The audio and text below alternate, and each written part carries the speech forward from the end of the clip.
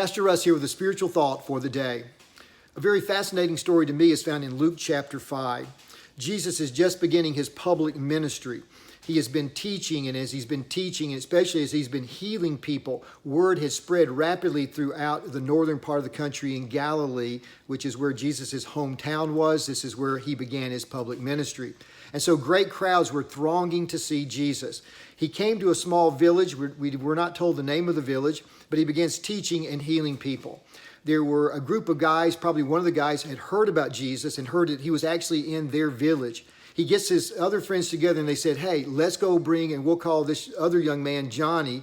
Johnny was paralyzed. We're not sure if he'd been paralyzed since birth. He'd had an accident later on, but we know he can't walk. And his friends say, let's take Johnny to see this man Jesus. Maybe Jesus can heal him. They all agreed to do that, and so they put Johnny on what we would probably refer to as a stretcher, and they each one took a corner and they began to haul their friend to see Jesus. As they go along the way, you can only imagine, you got five guys, young guys especially, they're ribbing and making fun of each other. Probably as they're hauling Johnny over to see Jesus, one of them says, man, Johnny, what have you been eating? You weigh a ton. Another one probably chimed in and said, yeah, you need to lose weight, dude. Probably one of them, though, said something like this. The best thing about this? We're not going to have to bring or take Johnny back on the stretcher. He's going to walk home with us. They were on a mission to see their friend healed by Jesus. When they got to the home where Jesus was teaching, though, to their dismay, it was jam-packed with people. Others had heard about Jesus as well. So much so they couldn't even get into the house, even to wedge through to get their friend Johnny in front of Jesus. But in those days, their homes were one-story adobe flats, if you would, made with kind of mud, bricks, that type of thing. The roofs were considered an extra room on the house. There would be stairs leading up to the roof, and they would do common household chores on the roof, such as dry their grain sometimes. We see that in Scripture. Also, people believed that they would sleep during the hot season on the roof as well. It was cooler. And so they got up to the top, and then they're sitting there going, well, now what are we going to do now? I've read some commentaries that said that there was almost like a trap door, or almost like we have a little door passageway leading to our attic as well. But whether that's true or not, I don't know.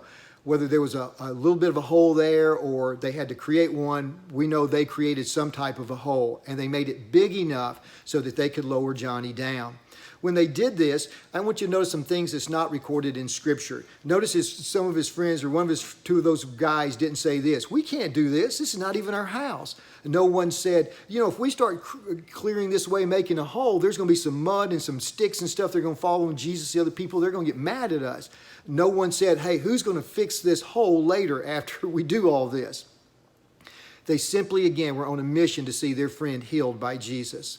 So here's my question for you today. How much do we love our friends?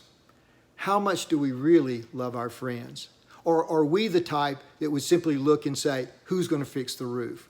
Proverbs 17:17, the wisdom writer says this, a friend loves at all times, and a brother helps in times of adversity. My hope and my prayer is this, that we would be that type of friend that Proverbs describes, that we would be one who loves at all times and help those in need. Not only our Christian brothers and sisters, but also those who are not yet have crossed that line into a relationship with Christ. And that God would use us in our friendships, not only to strengthen those who are already believers and encourage them, but also to influence those who are not yet followers of Jesus to take that next step in that journey that would ultimately lead them to a relationship with Jesus Christ.